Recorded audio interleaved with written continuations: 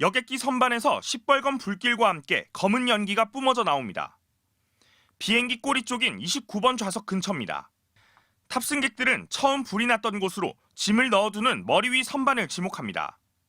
중간쯤 앉아 있었는데 뒤쪽에서 막 연기가 나고 냄새가 나서 제 생각에는 한 30, 34, 35 ABC 쪽이었어요.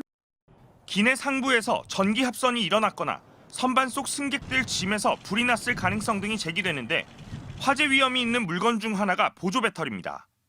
보조 배터리는 충격과 과열이 가해지면 화재나 폭발로 이어질 수 있어 위탁 수화물로 붙이지 않고 승객이 직접 기내에 갖고 타게 돼 있습니다. 국내 항공사 규정에 따르면 승객 한 명당 100와트시 이하는 5개, 160와트시 이하 고용량 배터리는 최대 2개까지 허용됩니다. 화재 발생 시 신속하게 진화가 필요하기 때문에 선반 안에 넣을 게 아니라 승객이 직접 휴대하라고 안내해야 하지만 항공사 권장 사항에 불과한 데다 잘 모르는 승객들도 많습니다. 그냥 기내랑 위탁에 나눠져 있는 것만 알고 있고 따로 뭐 암페어에 관련해서는 모르겠어요.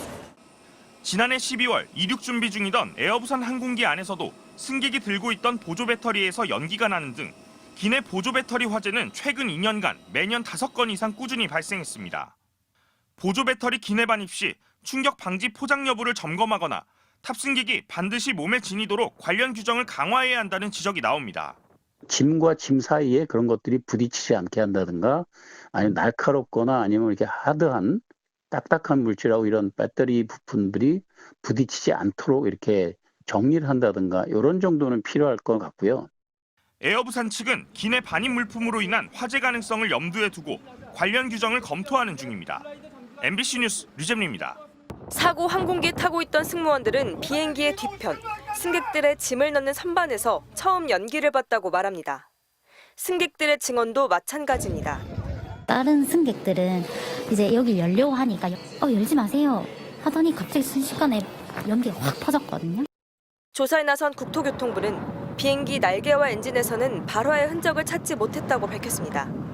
다시 말해 선반 내부에서 불꽃이 시작됐을 가능성이 크다는 뜻입니다. 선반 안에서 전기적 불꽃을 일으킬 수 있는 물체는 승객이 올려둔 짐 혹은 내부의 전선 설비일 것으로 추정됩니다.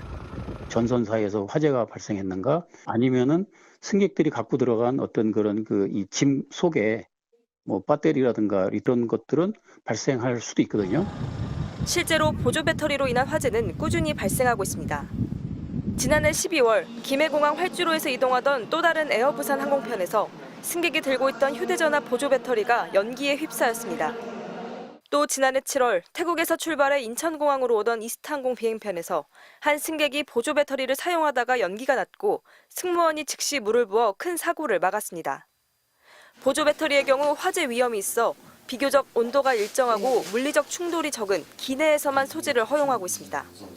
아주 무거운 물건이 눌러져서 거기에 충격이 가해져서 내부에 있는 분리막이 손상이 되면서 또 폭발로 이어질 수가 있습니다. 어떤 기기가 연결됐는데 기기에 연결하는 선이 합선을 일으켜서 전문가들은 보조 배터리를 기내에 가지고 탈 때 노트북 등 기기와 분리해두고 짐칸에 넣는 대신 직접 휴대하는 게 더 안전할 수 있다고 조언합니다.